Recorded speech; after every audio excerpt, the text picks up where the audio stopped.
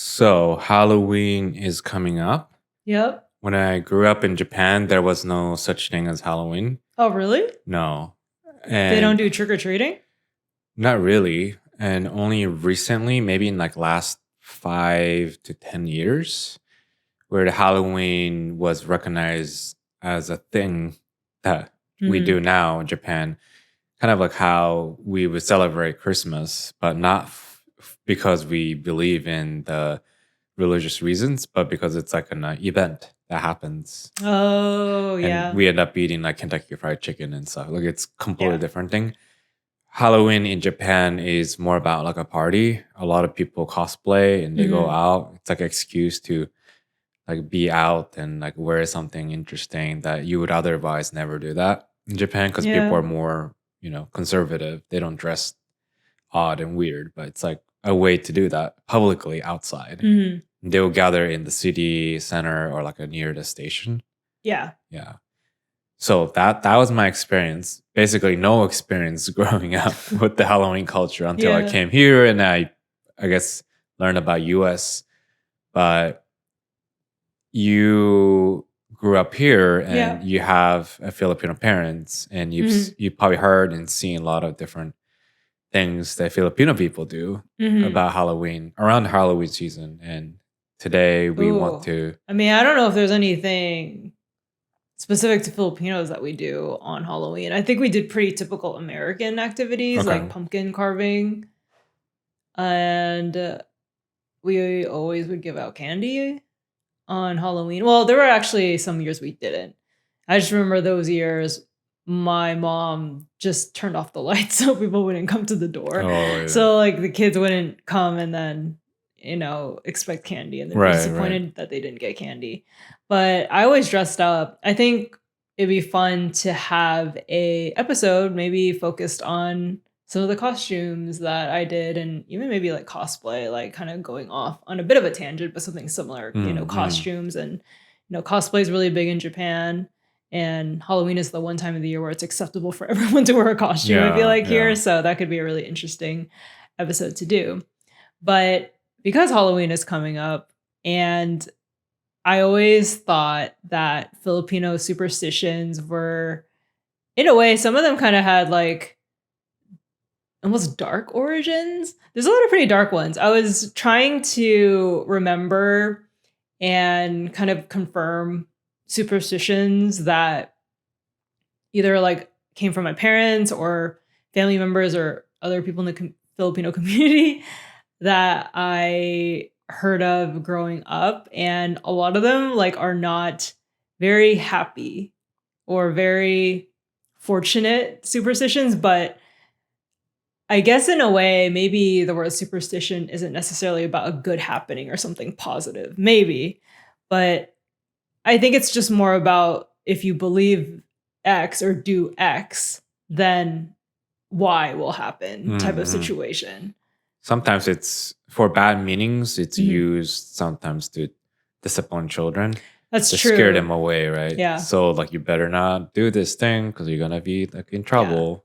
And it's not me giving you punishment. It's the superstitious story, like a demon or something that's gonna haunt you. Or like, Hansel and Gretel, right? The hands and I forget the name of he's a Danish author who wrote the fairy tales.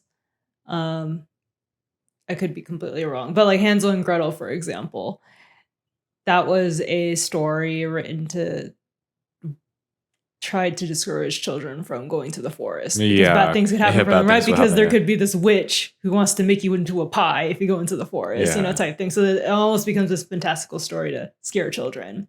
And that's also what a lot of Filipino superstitions I heard growing up. And I think that makes sense growing up because my parents were trying to, get us to act away or maybe trying to scare us from not doing something, right?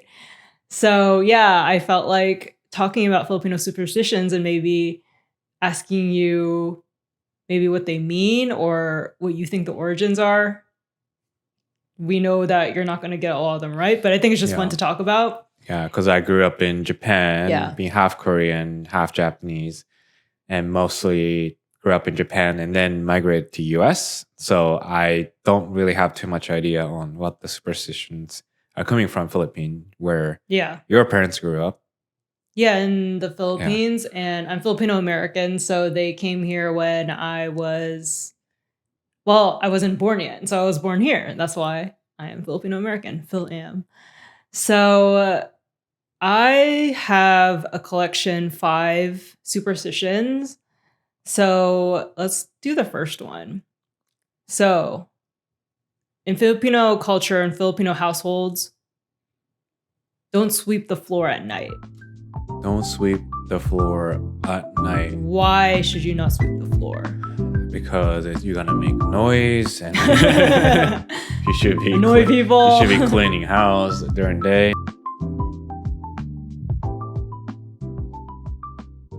Okay, so sweeping how don't sweep at night. So that's probably because you're gonna see like a ghost or like maybe you're disturbing a ghost at night or something like that. Like because maybe they don't want to be clean. Like you're cleaning them out of the house or something.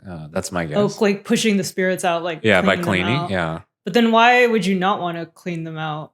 Because they might come back and haunt you. Oh, they'll come back again. So just don't kick them out in the first place. Don't sweep them out in the first place. Because they might get mad and they'll attack you or something. That's my guess. Yeah. So I think you came up with a much more elaborate story behind it. But when you sweep the floor at night, it sweeps away your blessings. Oh, blessings. So it's a good luck that you're sweeping it's away? Bad because you sweep away your blessings. So then you're not blessed. Yeah. Okay, yeah. So you're sweeping away the blessing. Yeah, so don't sweep. So you're not sweeping away the ghosts, but the blessing. So you're sweeping away blessings.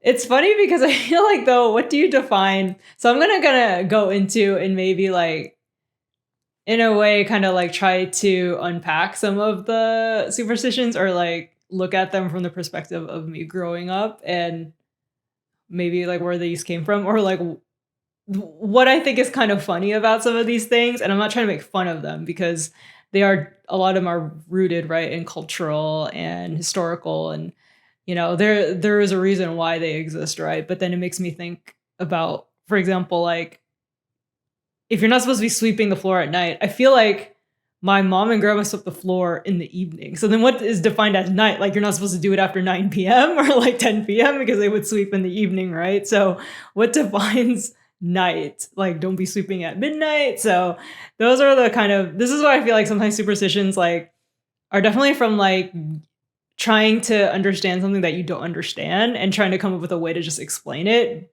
but then it's not very clear exactly where the line is, because at night I would think like definitely after like 7 p.m. or like a 9 p.m. Like, or is it like when the sun goes down? So I think that's more like a afternoon, like a late afternoon. Yeah. Like in Japanese, it's like a yugata, like when the sun is about setting. Yeah. But when you say yoru, it's definitely like, oh, like let's meet at night, like 7 p.m., like 9 p.m. But maybe Filipino have different idea of what the night is. Like when it's like you're supposed to be sleeping at like 10 p.m., 11 p.m. or something. Yeah. Yeah, I don't know. I mean, that's one thing. It's not very clear exactly when nighttime is. And then I also wonder if this came from maybe,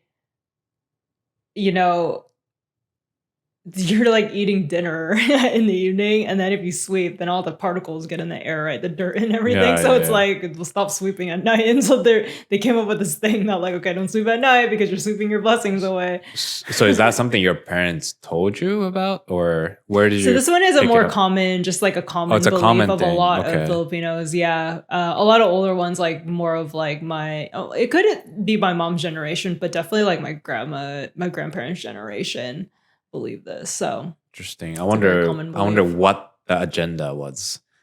That's what I'm trying to figure out too. I don't really know. Is it like not like, I mean, you typically don't sweep at night, like, or you're supposed to be maybe upkeeping the house during the day, especially if you're expecting someone to be like a housewife or the maids. Oh, like back then. Back was then, more of the primary or even role today, of women. Or even today, the maids, right? Like, why are you cleaning at night? You're supposed to have done it and then at night you're supposed to just like rest and eat and just relax or something. So maybe it could be linked to like the maid, like expectation that you have for maid or housewives or something like that. That would be my guess.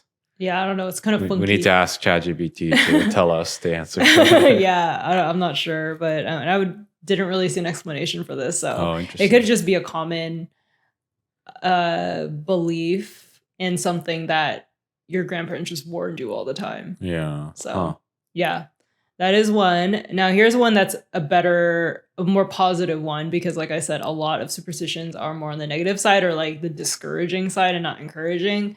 But what do you think having an itchy palm means? When you get an itchy palm, your palm is itchy. That means you haven't washed your hand. Okay, but what do you think that might mean in a superstitious way? Okay. Your palm starts itching. When there's something about hand.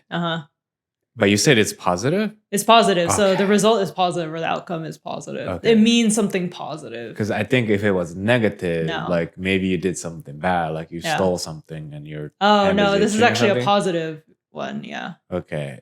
So if I think about luck related to hand, like in Asian cultures, the palm reading, right? Like reading the luck is like common thing. So like it could be related to like your luck is activated or luck is coming or something like that. Oh, interesting. Okay, yeah. And then that makes a lot of sense. Or like if it's related to itching, it's like a sign from like the higher being. Let's say like you believe in a God, like you're getting a sign from God that something good is gonna happen. Like maybe you're getting promoted, maybe you're gonna have your baby, maybe you get pregnant or something like that. So those are my guess. Yeah, when you're wanting to get pregnant. Yeah.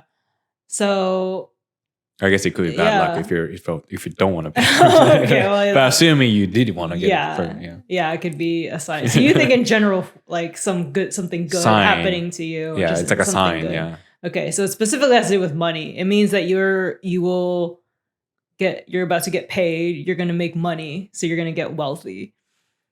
I'm not really sure where the itchy palm came from. I think it's like a sign when you put your palms out, like to receive money in a way, right? Yeah. So if it's itching, maybe it's like something is coming to you. Yeah. Oh, it's interesting though. Like, hands have this like meaning, like in Japan, the maneki neko, right? Maneki neko, The, what do you call it? Like summoning or like... welcoming customers in. Yeah. Or summoning customers in. Like it brings... the luck, maneku. It's like bringing, but you want business. Yeah. You want to make money, right? So there is that, like, the whole idea of like hands, like could equal fortune, something with your hands. Yeah. There must be some kind of Chinese origin. Oh, yeah. For this to be so like Asian, globally available concept that's like hand, something about hand, it's like a luck or something. Like sign of it, right? Yeah. Yeah. It would be interesting to ask someone growing up in Western, like Europe and US, and see if they have the same notion of what it means to have something related to hand. Right. I think I got really close. Like it's something about the sign, right? And that comes from like Asian culture, you think, or like beliefs, right? Yeah. Rooted in maybe like Buddhist, Shinto, or they all have Asian this like a hand thing, like mini hands. Right. Like in Buddhism, right? Yeah. What does that mean? Like, give me like a power and okay, my hands are itching. Yeah, when your hands itch, that means you're gonna put the cream on. That's what I'm gonna say. Put the hydration cream on. Your hands are itchy. Yeah. Okay. So in the Philippines, why should siblings not marry within the same year? Oh, I think you actually heard about that. We run into this because like we wanted to get married, but your sister also wanted to get married, and it happened to be the same year. Yeah. So we had to move it a year out at least. Yes. And my mom was the one who specifically said that we couldn't do that. Yeah. Okay. My realistic guess is that if one of the, like, let's say we get married, right, in like March or something, and your sister would get married in June. Yeah. And let's say in the future, if one of us like a divorce or something, right? Mm-hmm. Then that year, like let's say we got married in 20XX, Yeah. your memory of like anniversary kind of gets ruined. Oh, okay. Because of the bad memory, juju yeah, that so- came from them divorcing. Yeah, like splitting we up. got married, but we also have like our shameful family members, Oh no. which I think is what Yeah. Asian people think, right? Like at least back in the time, it's kind of shameful that you divorce or something. Or like it tarnishes maybe Yeah. like the memory. Yeah. Yeah. In a So way. it's almost like it brings the shame to the family because of the, things not working out. And I think in a modern day, at least in US society, like we don't think of it as like a shameful, like, oh, like you're such a bad. Oh, I mean, divorce is a lot more normalized in the Yeah. US, right? But in Asia, it's like it's not Still taboo in yeah, a way. you don't definitely want to go through, or it's gonna bring shame to the family name. Yeah. Right. So that's my guess. Yeah. That's really close. Okay. So this is a superstition that's called sukob. Sukob? Sukob. That's the name Sukob. for it. Okay. Yeah. Sukob. It's very specific. It is a very specific superstition that Filipinos have. They even made a horror movie out of it. There's a lot of really actually scary horror movies that come out of the Philippines. There's a lot of superstitions that are like horror scary. Uh-huh. And essentially, if siblings get married in the same year, it divides bad luck in the marriages. So you both get bad luck in your marriages. Or it's either that. So there's two outcomes possibly. The second outcome is there's going to be a death in the family. Oh. If two siblings get married in the same year, which that's almost arguably a scarier outcome, who's going to die. It must have happened once in one family, and that just became like... Well, maybe it actually happened like in a lot of families. But I mean, maybe the chances, right? If you have a lot of siblings back then, which a lot of people had a lot of brothers and sisters, the chances of someone dying in that same year, right, was much more likely than today. Yeah. Mm-hmm. I'm pretty sure like it happened, and then like that just became... Because humans have this tendency to like just look at things happen in their life and think that's the global truth. Yeah. Right. Of all the humanity. So like, oh, maybe someone died. Like I want the reason for the death. Mm-hmm. Oh, it must be because this weird wedding thing that we had twice in a row in a year. Like that must be the only explanation that two events are linked, even though there's nothing that has to do with it. Yeah. That's my guess, but okay. That's how they put two and two together. Like, oh, it must have been because the siblings got married and same year. This brother and sister should not have married their partners. And maybe the parents are like, I told you like not to do this wedding because I don't like the partner or something, right? And it was more like another reason. Yeah, like angry parents. Yeah, like people want something to blame on, right? And people seek the reasons. Yeah. Right. And they have to point out to like, oh, it's because you married that person. Yeah. At the same time your sister got married or something. Yeah. Actually, yeah, maybe I'll ask my mom what the origin of this one is or why she believes in it very strongly. I mean, my mom is very superstitious in many ways too. And I think dealing with the superstition for this one had more real impact because that's true. Because your sister and the husband wanted to get married. Yeah, my brother-in-law, right? But we had to like move the timeline because of this superstition, right? Yeah. Which is super interesting. And it's just like a one person holding superstition could affect the family, even though, for example, I'm Japanese Korean. I don't necessarily have to adhere to like a Filipino expectation or your sister's husband who's Mexican, right? Yeah. And what if they have superstition where it's a good luck to have that'd be so the marriage, yeah, that'd be so funny if it year. clashed. Yeah. And who wins? And I think that's a very unique life aspect of Asian American life where unless you marry exactly same like cultural background person, you're gonna have some kind of like clash. There's going to be some like superstition.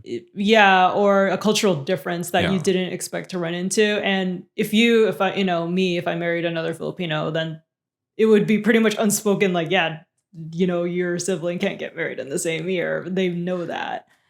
So it's pretty much like a common, even Asian American, even the Filipino American.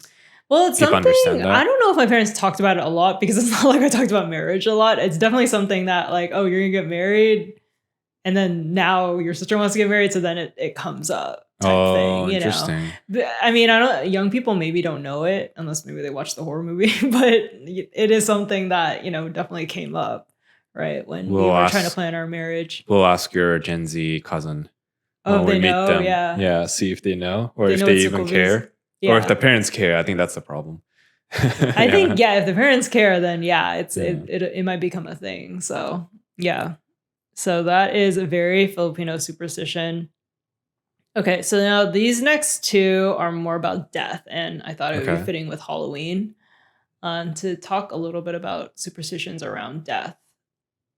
So this first one is children must be carried over a raised casket of a dead person. What's a raised casket? Well, casket is where the dead person is buried. The coffin. Oh, coffin. The coffin. This is another word for coffin. So children must be raised over. Yeah, so they have to be carried over the casket. Carried over? Yeah. What does it mean? Like to pass it over, or? I think it's to pass over. Or if you're near it, then you get carried. So so if we have a kid and then we have to attend someone's funeral, a relative's funeral, right? Yeah, and then we have to. If we have a little kid of, I don't know, like let's say under they're 5 years old. Under 5, yeah. And then when we go there, they have to go over. If you're near the coffin. So this is another one though, like how close to the coffin do you have to be carried over? What if it's... And I bring this up specifically because my parents did this, or my relatives did this to me when I was a kid. When my great aunt died when I was 5 years old, I remember it was one of my first, like, you know, you just have random memories that you remember as a child. I remember I was like carried, like adults like carrying me over like the casket. To see the face? No, not to see.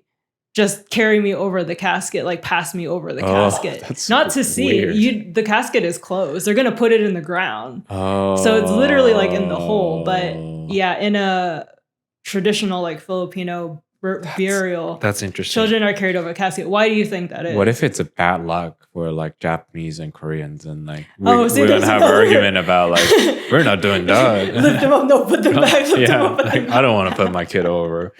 Yeah.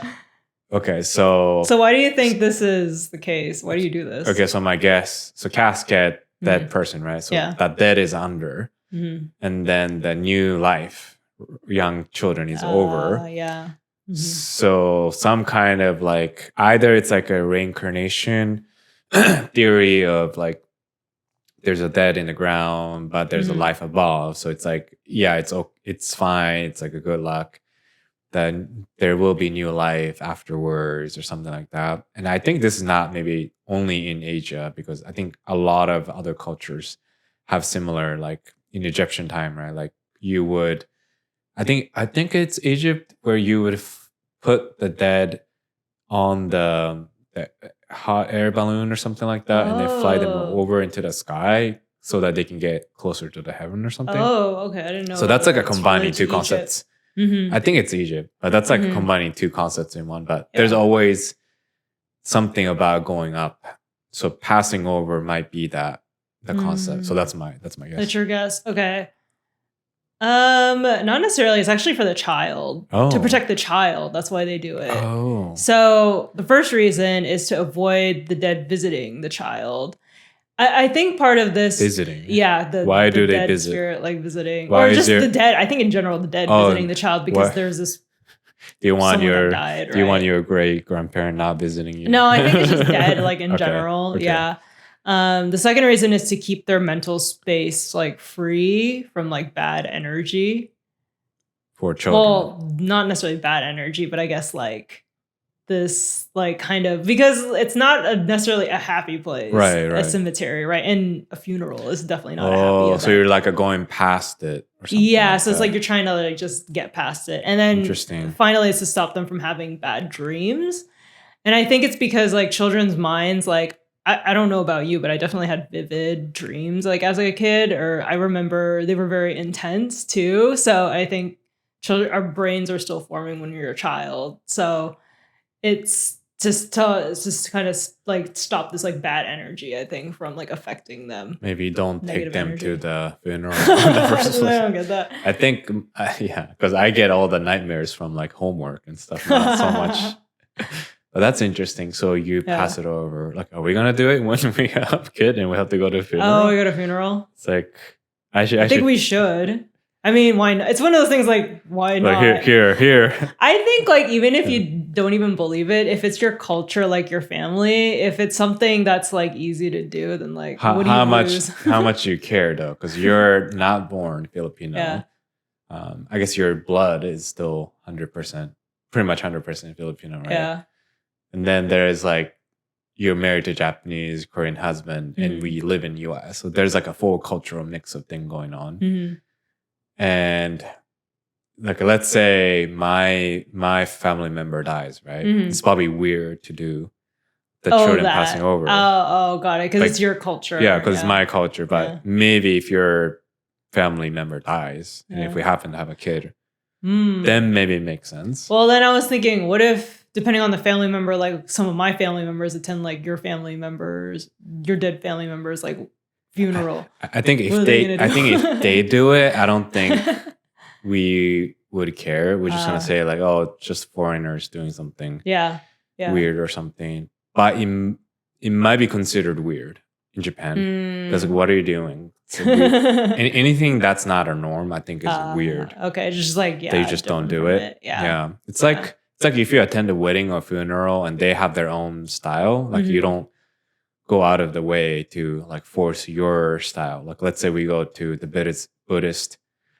funeral, but you're not gonna force on like your Christian value and start to do some things that's like considered maybe rude or weird in the Buddhist customs, right? Yeah. So it may be dependent on whose funeral it is that we go to, and then culturally adapt to it. Yeah. That's true. And then we can pass around our baby over. Like, yeah, I mean, this happened when I was 5 years old, and I distinctly remember it. And yeah, it's something that, I think what you do culturally is just really interesting because you don't think about it when you're young, and then when you're older, you're like, oh, that's very specific to what Filipinos do or Japanese people do, but in an American context or in America, so it's in a different context. The last one is, there is a significance when either a black butterfly or a brown butterfly flies into your home. Okay. So what does a black butterfly coming into your home mean? I think, there's a difference on black and brown? So there's a difference. No, there's a difference between if a black butterfly comes into your house versus a brown butterfly coming into your house. Okay. That's interesting. I feel like if you said that in US, that has a different connotation. But okay, in Philippine, the butterfly or anything black appearing in a scene of like animation or drama usually means bad luck, like bad news delivered, right? Like, I see the black butterfly, color, just in general. Yeah, like a black butterfly flying over, or like kind of like a Grim Reaper type thing, or like the imagery, I guess. Yeah, it's an imagery. It's usually pretty. It's like a leaf dark. falling. Yeah. In Japan, it's a leaf falling. That's like means like you might be dying because it's symbolizing, right? What do you call that technique in the poetry or theater, like writing, where it foreshadows? Oh, it's a foreshadowing. Yeah, foreshadowing, right? Okay. So my assumption is a foreshadowing. Yeah. And the black butterfly, probably someone's gonna die in your family. Yeah, it's actually correct. Okay. It's going to bring death. Yeah. The brown, I don't know why it's like only slightly like just different shade of dark. Well, maybe in the Philippines, maybe there are only black and brown butterflies. I don't know. If it's like a yellow, it's like, maybe it's the happiness flavoring. Yeah.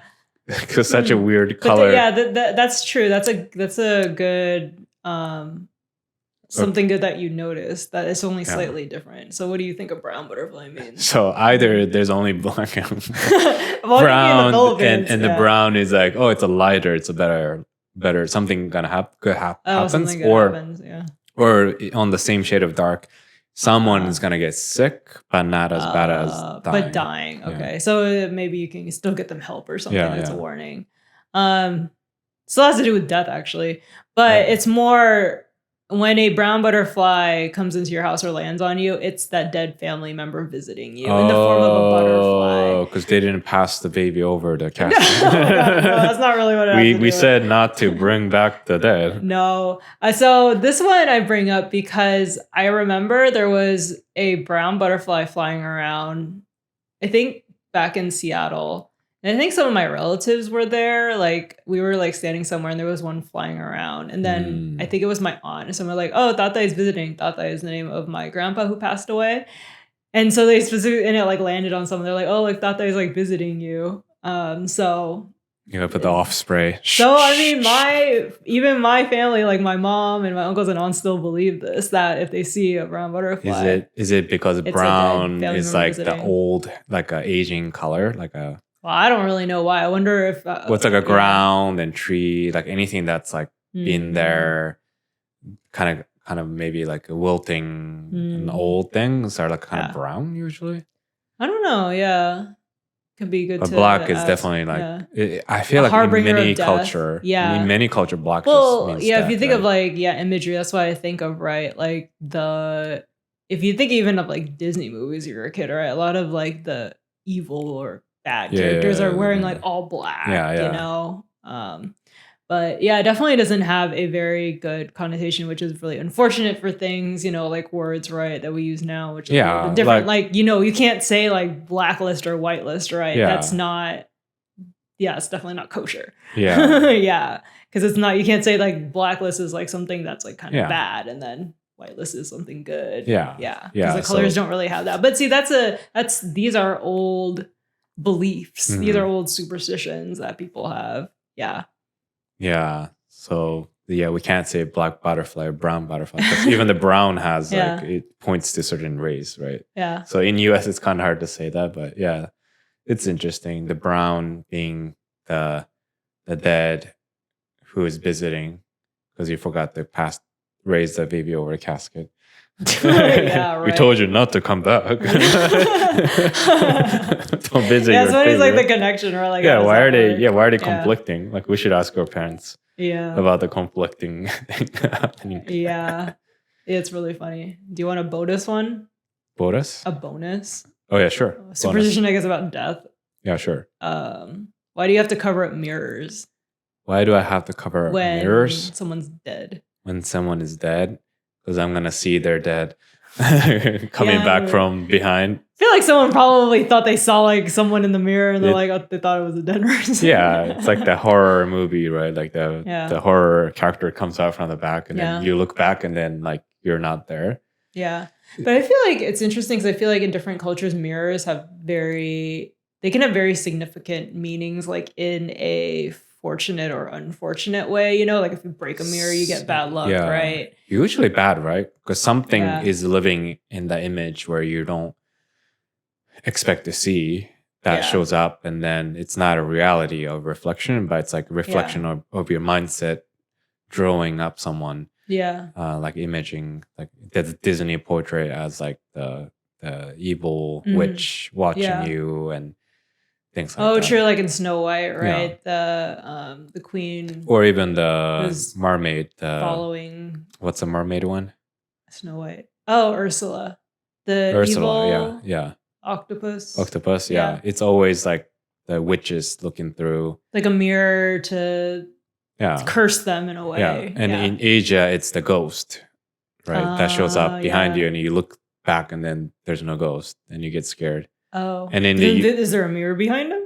No. You're looking at the mirror and then you see the ghost face like coming up behind you. Oh yeah. But you look back, like Sadako or something like that would come out of the. I guess she's more coming out of from TV or something.